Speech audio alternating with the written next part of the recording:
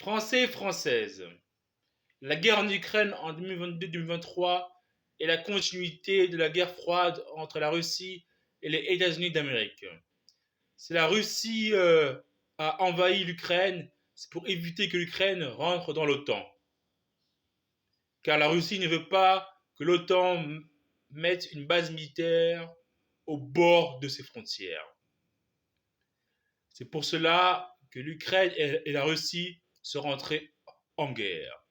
Mais la guerre entre la Russie et l'Ukraine sont en fait la continuité de la guerre froide entre la Russie et les États-Unis d'Amérique.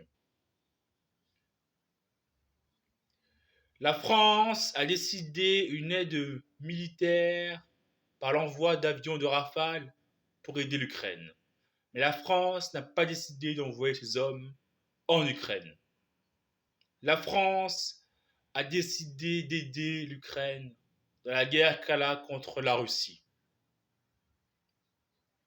La France choisit et choisira toujours le camp des alliés, pro-OTAN.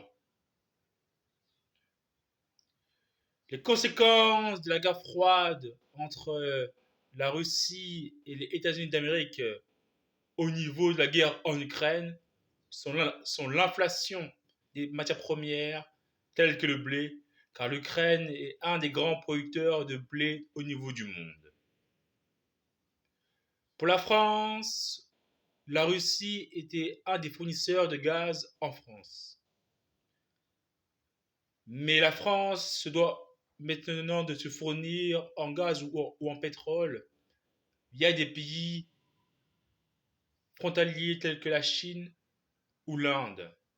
Et cela fait que la France paye ses produits, ses matières premières, beaucoup plus cher que d'habitude. Car le gaz qu'elle se fournissait en Russie est maintenant revendu en Chine et en Inde. Donc la France paye ses matières premières beaucoup plus cher. La guerre en Ukraine a un impact très négatif au niveau de l'inflation et un impact positif au niveau militaire pour l'économie française.